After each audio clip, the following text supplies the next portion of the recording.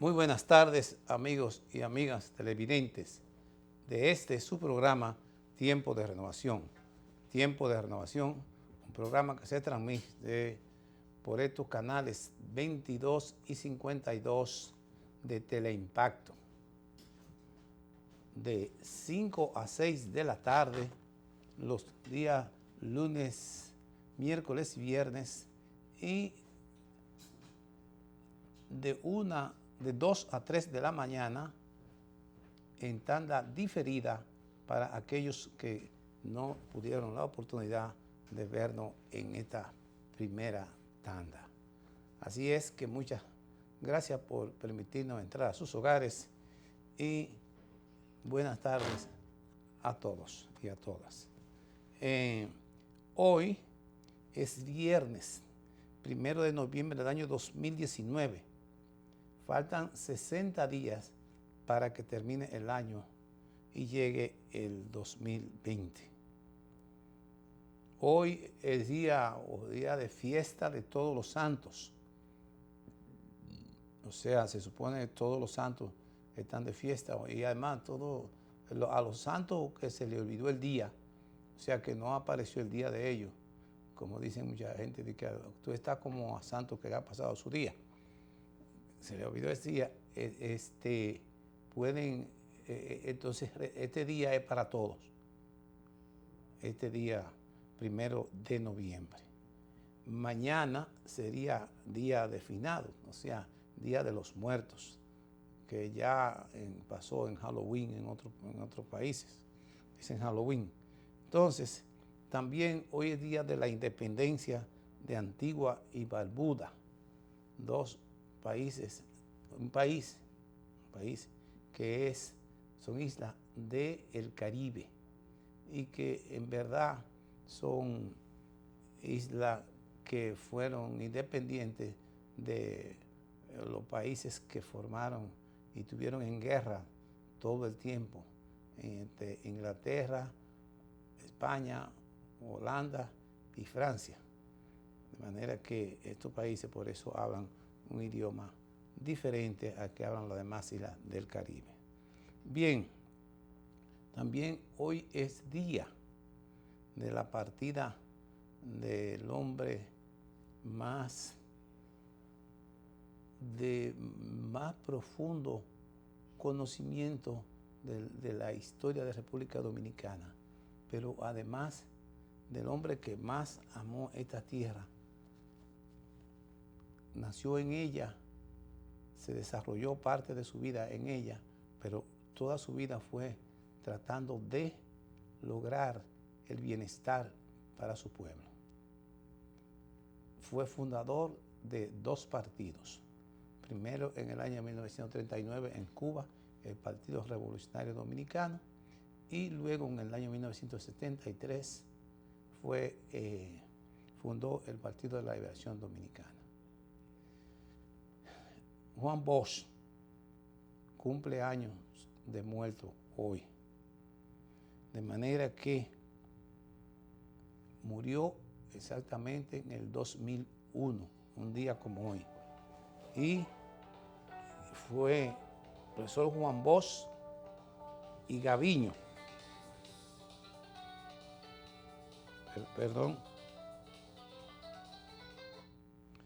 Juan Bosch y Gaviño, que muere un día como hoy.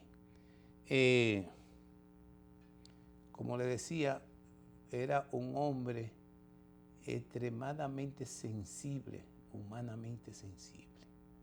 Todo aquel que lo trató, tiene necesariamente buenos recuerdos. Primero, porque era una persona que te escuchaba. Segundo, que cuando tú podías hablar con él y tenía algún tipo de dudas sobre la historia o sobre cualquier tema, tenía una extraordinaria capacidad para ponerte a ti al día. Era un hombre extremadamente sensible, humanamente sensible. Y voy a tomar un segundo para narrarle una anécdota. Y esto es que ocurrió así. Un compañero del partido del PLD, llamado Gregorio Castillo, estaba en una actividad haciendo un esfuerzo concentrado en Villa Consuelo. Nadie sabía que él estaba enfermo, pero era un hombre muy dedicado al trabajo político. Estaba en Villa Consuelo, que había venido, él vivía en los Manguitos de Capotillo, pero venía a hacer trabajo político conjuntamente con su comité intermedio que pertenecía al que llamaba Fernández Domínguez. Vino de allá ahí a Villa Consuelo, a Juan Núñez, a hacer esfuerzo concentrado. Eran como las 11 de la mañana, le dio un ataque de tos. Ese ataque de tos le trajo sangre, vomitó sangre y fue una cosa terrible verlo a él así. Entre todos los compañeros lo cogimos y lo llevamos al hospital. En el hospital le diagnosticaron que tenía tuberculosis y era realmente avanzada. Le recetaron entonces una medicina que no aparecía aquí en la República Dominicana. Esa medicina entonces fuimos donde el profesor Juan Bosch y le explicamos qué fue lo que pasó. Le dijo él, bueno, se le contó lo que había pasado y dijo él con toda, dice, esa es el hambre, eso es el hambre. Y me acuerdo que dio la vuelta, miró hacia afuera del balcón, porque en ese momento vivía en la César Nicolás Penson, miró hacia afuera, salió y de allá para acá vino limpiándose algo que parecían lágrimas de los ojos. Dice, eso es hambre, el hambre que está matando a este país. Y dijo algunas cuantas palabras. Por eso es que hay que luchar sincera y desinteresadamente por sacar este país del hambre y la miseria. Entonces, dijo él, fíjense, la medicina vamos a conseguirla, pero lo primero que vamos a hacer es que ustedes y nosotros, o sea, el intermedio Fernández Domínguez y nosotros le vamos a dar, vamos a comprarle 3 botellas de leche diario. Entonces dijimos nosotros, pero que nosotros no tenemos en ese momento una botella de leche que en el 74 costaba nada más y que nada menos que 10 centavos. Entonces dijo, bueno, ustedes van a poner, vamos a poner 5 botellas de leche, ustedes van a poner 30 centavos y yo voy a mandar 20 centavos. Esos 50 centavos es para comprarle esa leche diario y se le lleva allá. ¿Quién se va a encargar? Etcétera. Entonces dijo, mire, aquí tienen, llévense este peso que van a ser tantos días de la leche de él y semanalmente le vamos a ir a buscar, se le va a llevar la leche. Así se hizo. Juan Bosch enviaba los 20 centavos para Castillo, comprarle la leche y allá entre los compañeros reuníamos los otros 30 y se le enviaba la leche diariamente a su casa. Pero además le consiguió la pastilla. Y me recuerdo que quien la recibía y la entregaba era doña Carmen. Esa pastilla que venían desde Estados Unidos. Y la enviaban por gestiones de Juan Bosch, los compañeros de la seccional de Jaime Vargas de New York. Realmente tuvo él enviando los 20 centavos hasta que fue internado. Se le consiguió internamiento a través, por cierto, de Rafael Alburquerque, que le solicitó una carta porque él era abogado del Sindicato de Trabajadores de la Construcción y consiguió una carta con el presidente, con el secretario general, que murió, por cierto, que apellido Luna, murió y se le consiguió una carta para ser interna. Entonces fue internado en el seguro con esa carta conseguida por Rafael Alburquerque, que en ese momento era miembro del comité de la comisión del comité político del partido.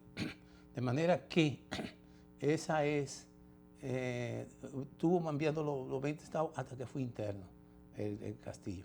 Castillo se mejoró muchísimo, volvió otra vez, pero era una persona extremadamente insistente en trabajar, en seguir trabajando en el partido, aunque no se quería que lo hiciera. Y Juan Bosch lo vio después de eso, pero ocurrió que un día también en trabajo político le cayó en agua, se mojó y de ahí le vino una neumonía y Gregorio Castillo murió. Hoy hay como 5 o 6 intermedios que tienen su nombre y están en el de Los Manguitos y Capotillo.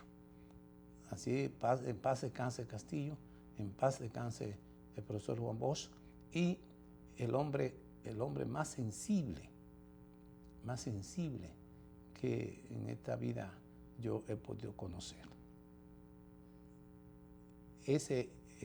Cuento esta anécdota para que compañeros que no convivieron con él, como me tocó a mí hacerlo, puedan no solamente poder catalogar a Juan Bosch de un escritor extraordinario, de un cuentista con cuento sensible y extraordinario, de un político totalmente dedicado a la verdad y a la razón, con un hombre, con un economista que fue un jefe de Estado, todo eso.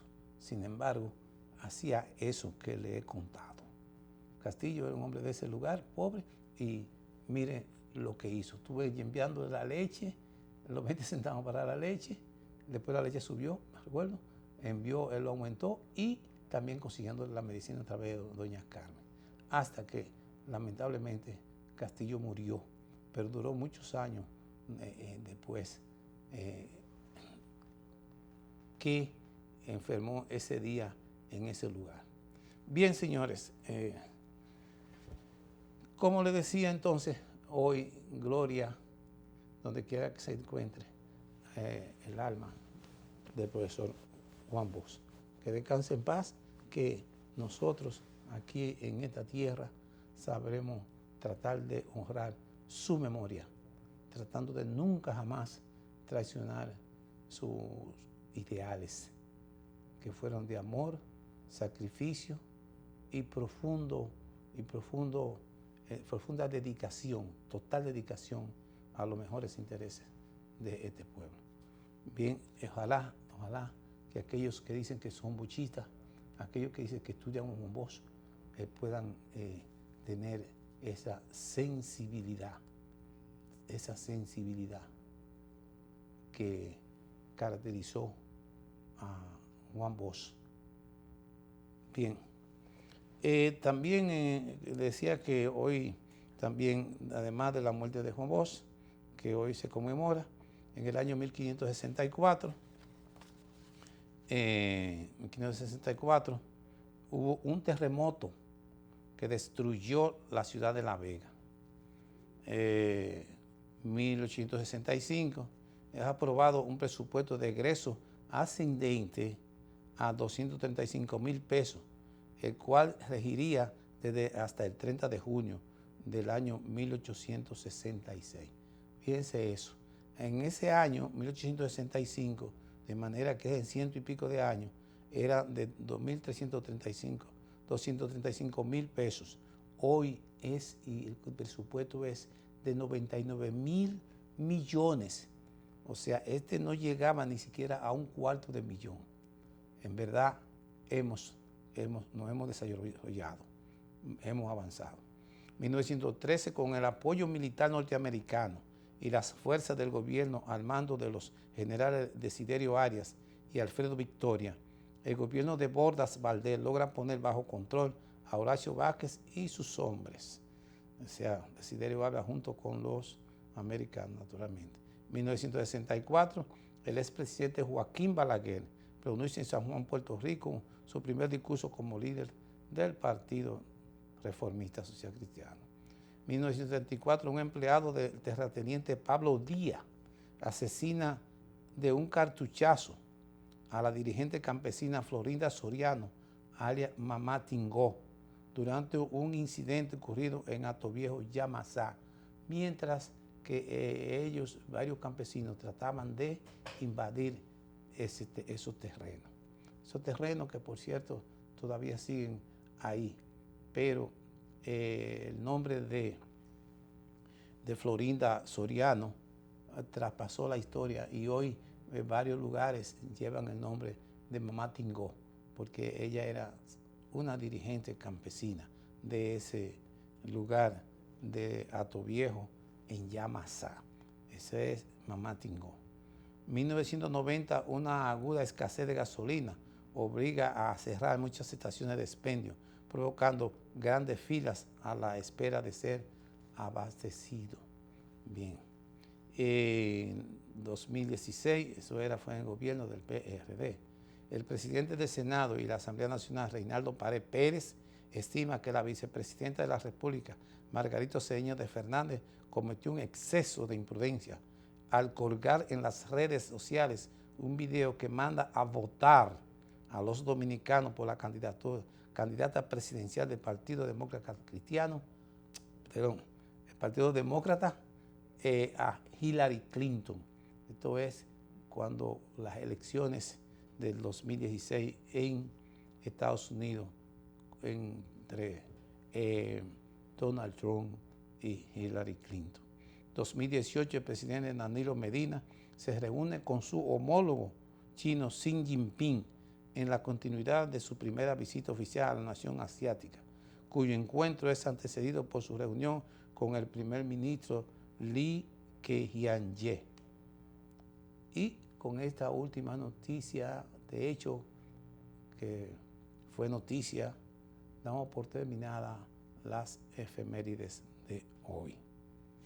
Bien, y en los comentarios de la noticia hay muchas cosas que comentar, pero entre ellas es necesario, que llama mucho a la atención, es la visita de la subsecretaria de Estados Unidos y conjuntamente a la República Dominicana, y que tuvo una reunión con el presidente de la República, y con el presidente del Tribunal Constitucional. La señora secretaria Cindy Kirbs, que se encuentra de visita en el país. En verdad, hay que preguntarse, ¿a qué vino esa funcionaria de Estados Unidos, del gobierno, del Departamento de Estado de Estados Unidos? ¿Cuál es la situación que puede estar dándose en República Dominicana que amerita la atención de una subsecretaria? Naturalmente que la visita que él ha hecho, que fue al presidente de la República, el licenciado Danilo Díaz, y la visita que hizo al presidente de la Cámara, el presidente del Tribunal Constitucional, indican que tiene un sentido. Por ejemplo, si está dirigida, por ejemplo, la visita que se hizo al Tribunal Constitucional, indica que tiene que ver con algo que se relaciona a lo constitucional. Entonces, por ahí se pone. Entonces, pero ¿qué hay en el tapete en la República Dominicana que tiene que ver con lo constitucional? Bien, si nos ponemos a pensar un poco, encontramos que ahora mismo lo que se tiene en el tapete, en la discusión pública, es si el ex presidente del PLD, el doctor Leonel Fernández, que de acuerdo a la ley de partido y de acuerdo a la ley del régimen electoral, está impedido de ser candidato. Y lo más posible y lo más normal es que ese impedimento tenga que decidirlo el Tribunal Constitucional. Si es así, que tiene que decir el Tribunal Constitucional. La pregunta sería, ¿vendría la vicesecretaria Cindy Kiors al país a hablar sobre la situación que tiene ahora mismo el doctor Leonel Fernández de impedimento de ser candidato porque lo prohíbe la ley? Y si vino a eso, ¿quién y por qué? ¿Cuáles serán o cuál es el interés? Nos preguntamos esto y lo llevamos a que cuando el doctor Leonel Fernández hablaba y luchaba por el respeto, como él bien llamó, a la Constitución, que hizo varias demostraciones, también hubo una llamada a pimiento del Departamento de Estado, del secretario de Estado de Estados Unidos. Hubo una llamada al presidente Danilo Medina. Hubo una llamada de Martínez, el senador de New Jersey, de origen cubano. Hubo una llamada de Rubio, o sea, este es el senador de origen cubano, pero de los exiliados en Miami, que hizo también una llamada. Y por último, hizo una llamada, una visita aquí a República Dominicana y se pronunció el representante Espaillá, que es dominicano. Las tres llamadas y las tres observaciones iban con que se debía respetar la Constitución de la República, que en ese momento los rumores que habían era de que se iba a reformar para permitir la reelección del licenciado Danilo Medina, que después, por cierto, después de esa llamada, él no se reeligió. Ahora, por consiguiente, si tenemos ese precedente en que el doctor Leonel Fernández estaba al frente de esas manifestaciones y esa llamada coincidían con lo mismo que pedía y quería el doctor Leonel Fernández, porque naturalmente le beneficiaba a él, ya que si el licenciado Danilo Medina no se reelegía, no se reformaba la Constitución, no se reelegía. Por consiguiente, Leonel Fernández no iba a tener en las elecciones del 2020 un candidato que podía ser, por el cual él podía ser derrotado, que era su compañero de partido, el licenciado Danilo Medina. Por consiguiente, había que matar, como se dice, el gallo en la funda, o sea, antes de que naciera. Y eso fue lo que ocurrió. Pero como no parece que no había facilidades de lograrlo por sí solo, aquí pues se recurrió a solicitar ese tipo de llamada, que no es simplemente una llamada, es una presión del país más grande del mundo, que es Estados Unidos de América. Eso no es realmente nuevo en la República Dominicana. Por ejemplo, en el año 1972, el doctor José Francisco Peña Gómez se encontraba fuera del país y venía para la República Dominicana y se estaba preparando para hacerle un gran recibimiento. El doctor que en ese momento era el presidente de la República, Joaquín Balaguer, decía que no iba a entrar a este país, no iba a entrar José Francisco Peña Gómez, por muchísimas razones. Pero Juan Bosch en ese momento el PRD prepararon unas grandes manifestaciones para que él entrara. Entonces iban todos hacia el aeropuerto para recibir a Peña Gómez y que le iban a haber obligado a entrar. Entonces Peña Gómez llamó al profesor Juan Bosch, y esto lo digo porque Juan Bosch lo dijo luego en una alocución. Llamaron en este caso fue el senador Fulbright, que era el amigo de José Francisco Peña Gómez, de lo que se llamaban los liberales de Washington. Entonces Juan Bosch, cuando Peña Gómez lo llamó, le dijo, ya no tienen que hacer nada, porque los americanos llamaron a Joaquín Balaguer y él no hay fuerza humana que no permite entrar. Lo llamaron y así como ocurrió, dijo Peña Gómez, así ocurrió. Peña Gómez entró por el aeropuerto, pero Juan Bosch, que era una persona que no permitía jamás en la vida que ningún imperio, ninguna nación interviniera en los asuntos internos del país, decidió paralizar la actividad que se tenía de recibimiento a Peña Gómez. Y eso fue en el 72. No se hizo el recibimiento. Y Juan Bosch después lo explicó con lujo de detalle, porque eso no se hace. El pueblo era que tenía que pedir organizado la entrada de José Francisco Peña Gómez, pero él prefirió abandonar el pueblo y decir y solicitar a los americanos que llamaran, y ellos lo hicieron. De manera que cuando hay situaciones de esa categoría, los americanos lo hacen, y esa es un ejemplo.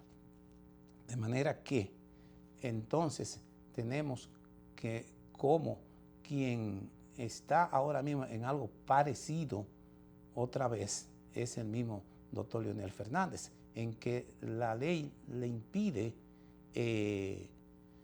ser candidato. O sea, las leyes, tanto la ley de partidos políticos y agrupaciones como la ley la ley del régimen electoral, que prohíbe que una persona que haya sido candidato en una contienda, precisamente en primaria, una primaria electoral, y haya perdido, no puede ser candidato nuevamente por ningún otro partido.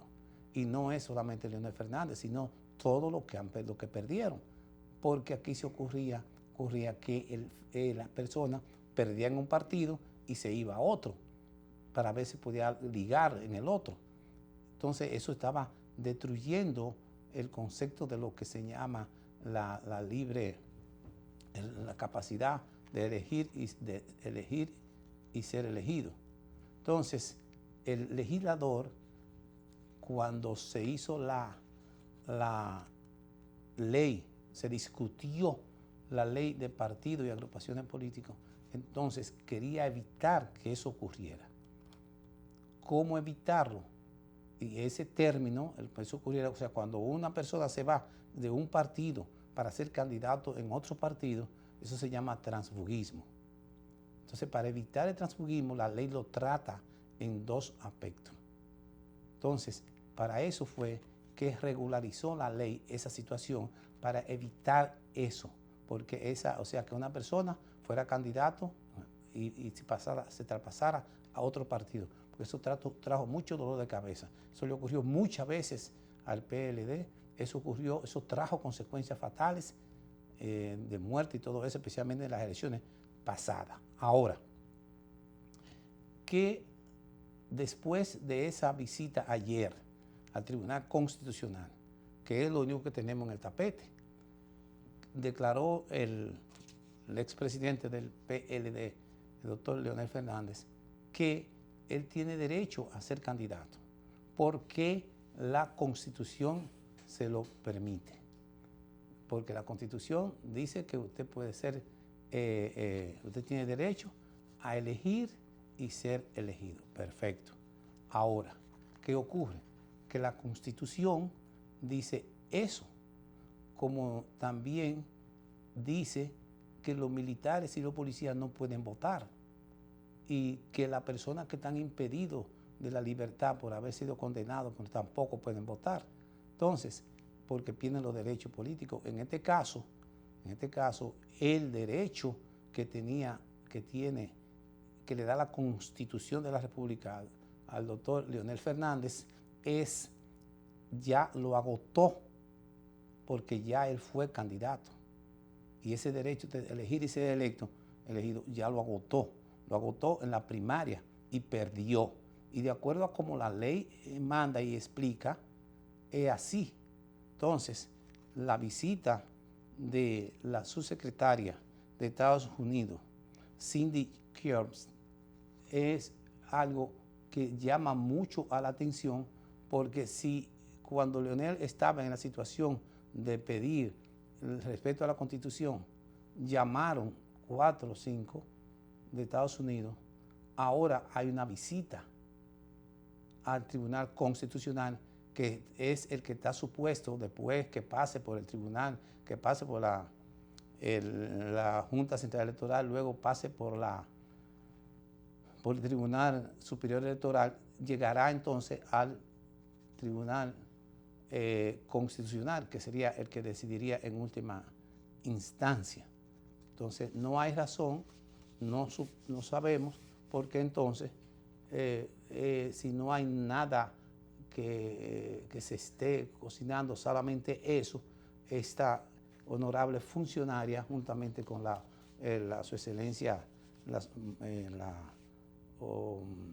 la embajadora americana, la embajadora de la misión americana en República Dominicana y el encargado político, hicieran esa visita al presidente de la República y una visita al Tribunal Constitucional.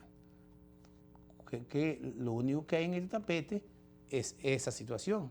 Y como hay un precedente, pues la lógica nos indica que parece que hay, entonces se está tratando de presionar al Tribunal Constitucional para que desconozca lo que la ley manda o las leyes mandan y permita lo que las leyes prohíben. Vamos a ver en el futuro cercano qué va a pasar, pero ojalá la presión de ciertas autoridades y esos organismos, por ejemplo, en este caso la Suprema Corte de Justicia, la Suprema Corte no, el Tribunal Constitucional actúen con cautela, porque este pueblo dominicano realmente quiere que las cosas sean lo más transparente posible. Está tranquilo, esperando, con calma, pero lo que debemos hacer es, con las acciones, no provocarlo. No provocar a este pueblo, porque este pueblo ha sabido no solamente movilizarse para hacer condiciones, sino fue capaz de levantarse en arma en el año 1965 para tratar de reponer al que hoy cumple años el profesor Juan Bosch de muerto como candidato a la presidencia. Reponerlo otra vez después que fue tumbado de un golpe de Estado.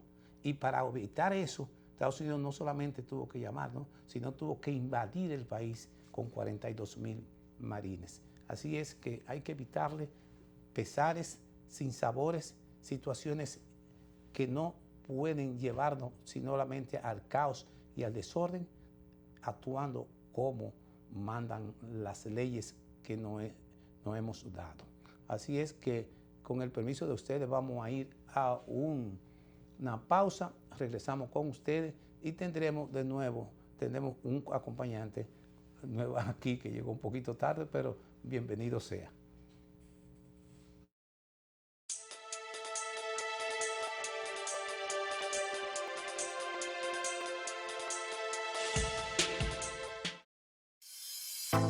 Es bueno saber que los suplidores de almuerzo escolar han crecido de año en año de manera significativa. El año pasado éramos 986, este año 1167.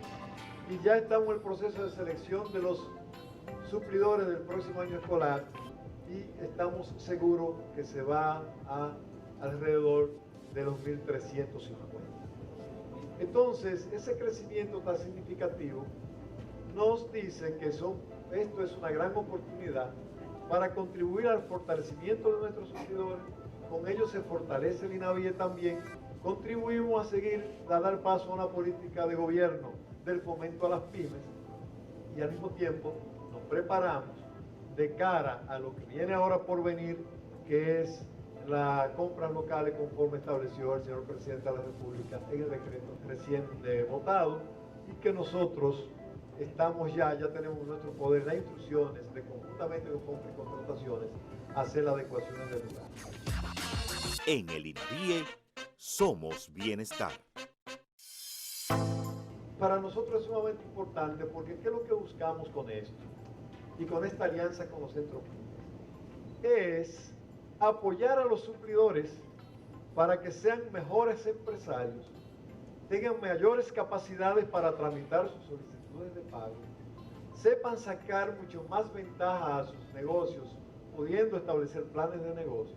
Y de esa manera apoyamos a los suplidores, nos apoyamos nosotros, apoyamos al país y lo convertimos en gran medida ustedes en agentes multiplicadores para que esto llegue a todo el universo de los suplidores de INAVIE. En el INAVIE somos bienestar.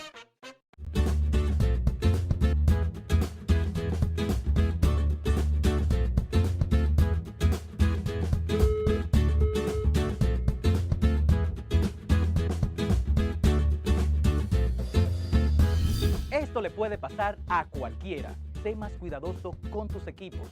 No los descuides ni los olvides.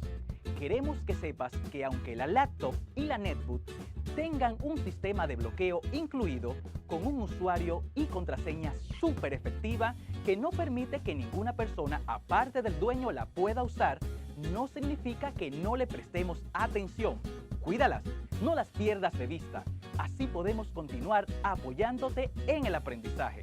La tecnología ha llegado a contribuir a que las aulas sean espacios más divertidos y educativos. Ministerio de Educación.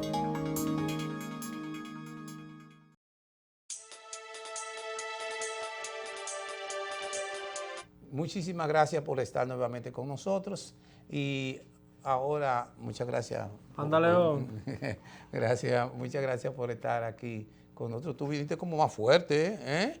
Sí, parece que me está aprovechando la Navidad, parece. La visita de la Navidad, qué bueno. Bueno, pues muchas gracias por estar aquí nuevamente con nosotros. Y tú tienes un tema interesantísimo, es bueno que lo introduzcas. Mire, Pantaleón, hay que hacer un llamado a la sociedad con relación a las posiciones que han tomado diferentes partidos políticos y diferentes personalidades del ámbito social y político con relación a la parte del conteo electrónico de los votos de la Junta Central Electoral. Y hay que hacer el llamado con un sentido de prudencia. ¿Por qué? Porque debemos de canalizar este llamado a prudencia a que ya nosotros como país y ya la misma Junta Central Electoral ha agotado un proceso de sensibilización, y no solo de sensibilización, sino de adquirir esos equipos y instalar el software de esos equipos, desarrollarlo in-house aquí en República Dominicana y ponerlo en funcionamiento y que este funcionamiento sea efectivo. Tratar de plantear, volver al voto por boleta es algo ahora mismo prácticamente que desarticula totalmente el aparato electoral dominicano y podría traer a un problema posterior a esto. ¿Por qué lo digo en ese sentido, Pantaleón?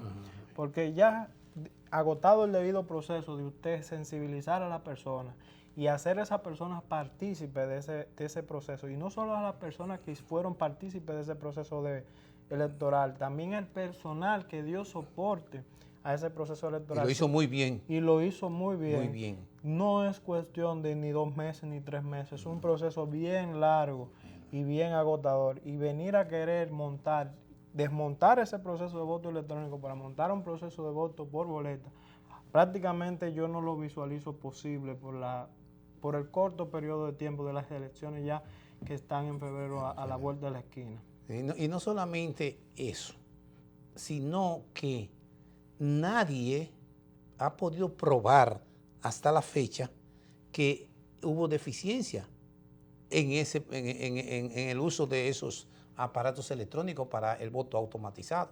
No lo hubo. La ciudadanía inclusive se sintió motivada y asistió a votar.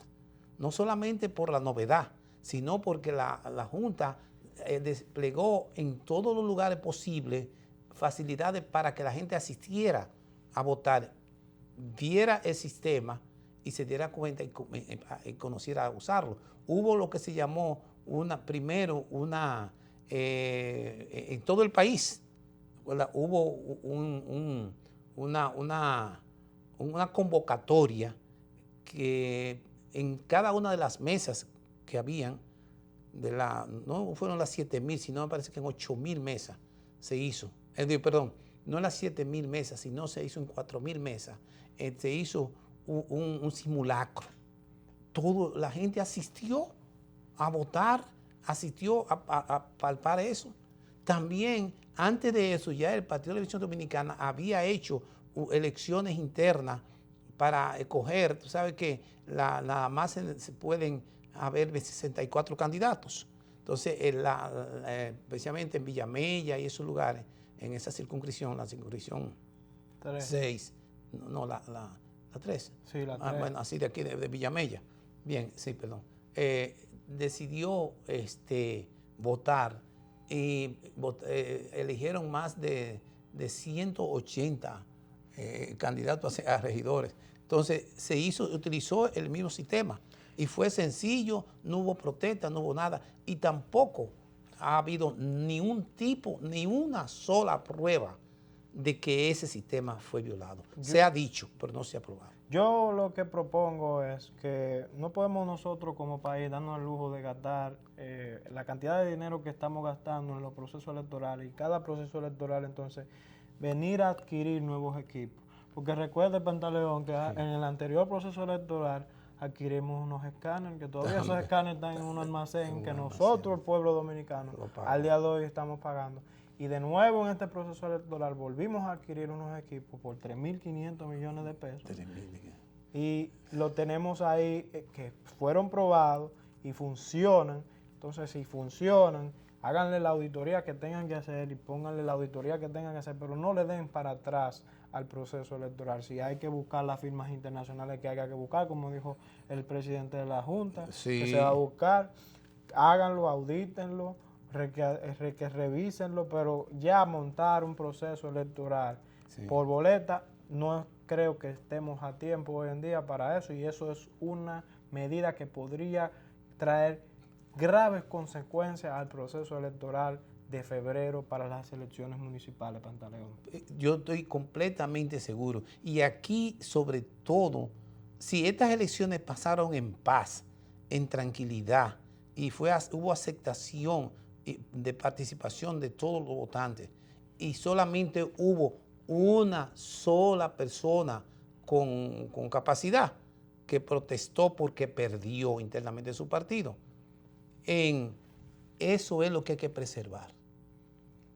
Que el pueblo pueda asistir, pueda ver con sus propios ojos, palpar que el proceso es transparente, es legítimo, es bueno, ¿no? Y que puede usarlo y que no va a traer ningún tipo de consecuencia luego, y tampoco, porque es por la estabilidad del país que nosotros tenemos. Y tampoco, Pantaleón, la Junta debe demostrar que está cediendo a presiones de una persona, tampoco. Exactamente. La Junta debe de plantear un mecanismo institucional y dar respuesta por los mecanismos institucionales, porque no podemos la Junta no se puede dar el lujo de mostrar que cede ante peticiones de una persona. De una persona más. No, todos los mecanismos que se tengan que agotar, que se agoten de manera institucional y que se dé respuesta a todo el sistema de partidos de la nación. No solamente, aquí no puede estar dándosele respuesta a una persona en particular. La Junta que agote que juegue su rol y que agote lo que tenga que agotar de manera institucional.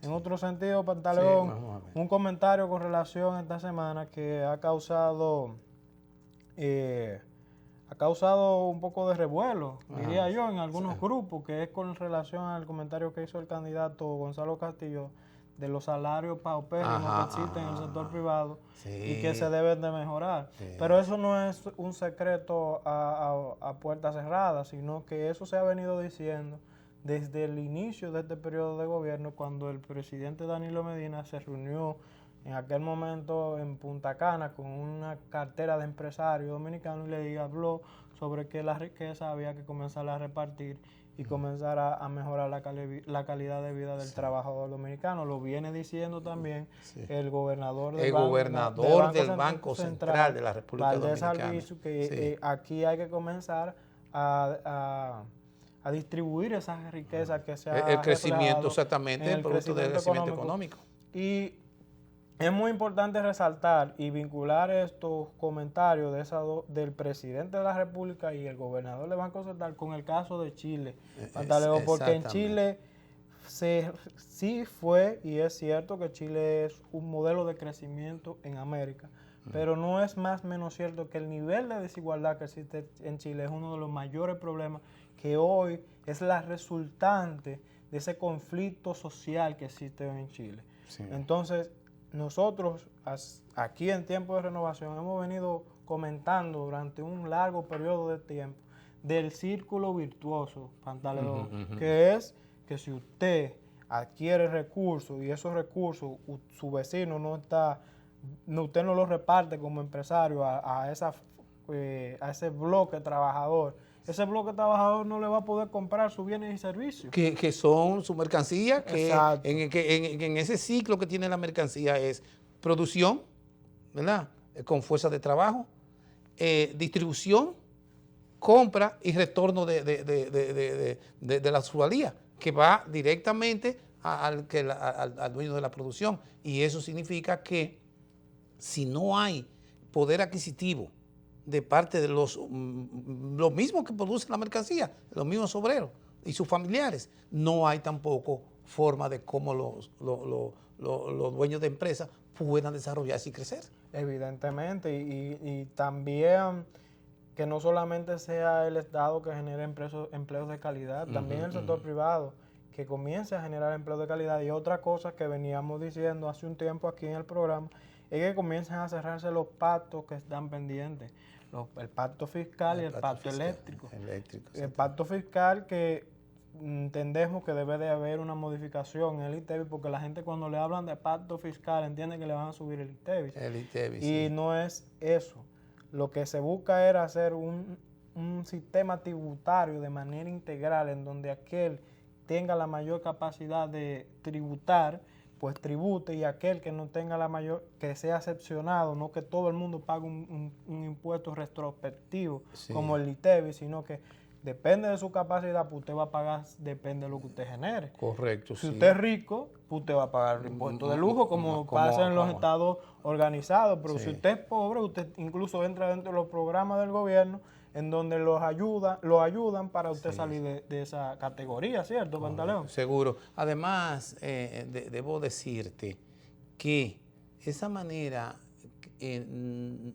cuando se ve del pacto fiscal, se cree que lo que se va a hacer es aumentar el ITEVIS o aumentar impuestos para que pague la ciudadanía más. No, pero es que también hay que lograr integrar, como dices tú, una reforma integral que permita primero reducir o eliminar aquellos incentivos que llevan a pagar millones y millones de pesos a empresarios que en el momento en que aquí iba a emigrar iban a emigrar las zonas francas, se les dio facilidades para que y que crearan empleo de calidad.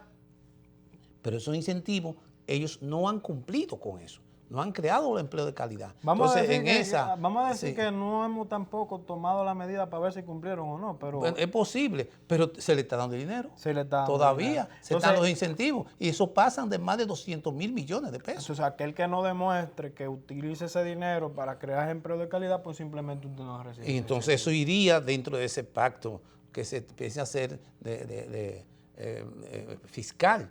Que no solo, entonces, es más, llegaría un momento en que si se logran no solo ampliar las bases, sino lograr eficientizar el cobro de los impuestos, ¿verdad? Poner a que realmente todo el mundo pague y muy poco, porque siempre puedan evadir, no habría que aumentar impuestos. Claro, y está demostrado que no necesariamente hay que aumentar el impuesto para hacer la cultura tributaria.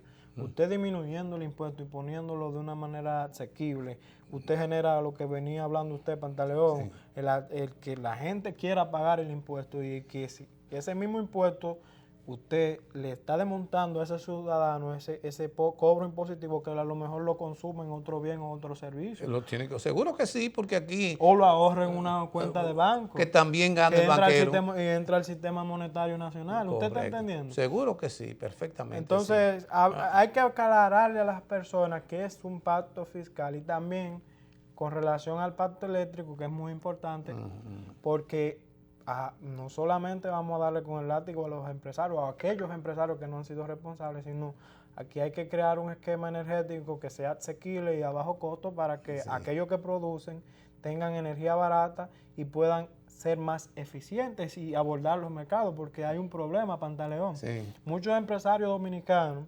solamente miran el patio. Y hoy aquel que quiera poner una empresa no puede solamente mirar el patio, tiene que mirar el mercado internacional. Y manejar la variable del mercado internacional para ver y ponderar negocios fuera del país, porque que trae divisas aquí, Pantaleón. Sí, porque aquí estamos viviendo de las divisas que traen los turistas y lo que nos envían los dominicanos fuera, en el exterior. Sí, y es cierto. Pero para eso tienen que los empresarios dominicanos ser competitivos, lograr tener nichos que puedan competir y productos que puedan competir con lo que se traen aquí, y aunque se traigan, tengan la capacidad del dominicano poder escoger el producto dominicano porque es mejor calidad, más barato, que tiene que serlo también, y por consiguiente el empresario dominicano puede competir. Mire, y eso que usted acaba de decir es muy importante, porque regularmente aquí solamente históricamente, no regularmente, históricamente el empresariado tiene dos focos. El foco de Haití, que es nuestro socio principal, Sí. y el otro foco que es el mercado de los Estados Unidos.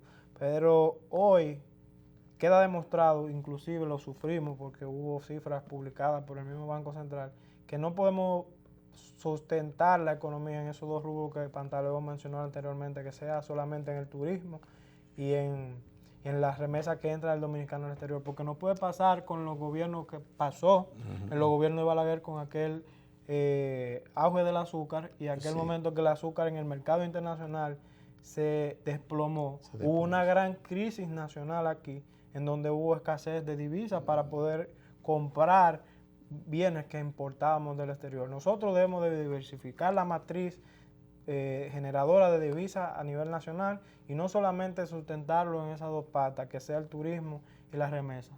Y Pantaleón, parece que aquí el tiempo nos rinde. No, el tiempo nos rinde. No. Vamos a dar un toquecito nada más, antes de ir un minuto nada más, que sobre lo que estamos mirando del impeachment.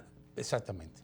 Ahí hay un tema muy sensible con relación a Trump, porque hay como que hay unos argumentos que Trump utilizó el gobierno para investigar su candidato opositor, y entonces la cámara, lo que son las cámaras legislativas de los Estados Unidos comenzaron el proceso del impeachment. Sí, exactamente. Y parece que lo que sale hoy en las noticias de los Estados Unidos es que la Casa Blanca se prepara para la próxima semana para un proceso de impeachment. Sí. Eso no es muy buena noticia, porque lo que en Estados Unidos todos nosotros sufrimos. Sí, pero exactamente, no da gripe tenemos. Pero mira, una cuestión es que eso está bien en la Cámara de Representantes de Estados Unidos, pero hay que recordar que quien determina ya el asunto son, como diríamos aquí, los senadores. Sí. Y en el Senado, el señor Trump tiene la mayoría que tiene que ser muy grande el asunto para poder que pase eso. Además, hay que ver que estamos en este año que viene, y lo más seguro por eso es que el Partido Demócrata está aupando que las cosas ocurran en este año, porque el año que viene es el año de elecciones. Entonces, dentro de esa situación del experimento, hay una condición, un problema de carácter político electoral, Evidentemente. Ese político electoral. Entonces, esperamos, ojalá, porque te voy a decir, y la gente dirá, no, pero yo creo que una de las cosas que ha caracterizado el gobierno de Trump no es el límite directo, sino que ha acabado con las guerras. Aquí ahora mismo el mundo no tiene una guerra, ni siquiera en el Medio Oriente. Y eso es muy, muy importante, no solamente para el pueblo americano, sino también para todo el pueblo del mundo. Yo creo que vamos a tener que irnos. No nos dio Sí, el tiempo bueno. hoy, don Pantaleón, pero para nosotros siempre es un gusto agotar este poquito tiempo que le podemos brindar a la sociedad. Exactamente. Bueno, estuvimos con ustedes, Pantaleón Arias, Y Elías Veloz. Elías Veloz, que estaremos con ustedes posiblemente una vez el viernes que viene, ¿sí? Pero hasta el lunes entonces. Que tengan buen fin de semana.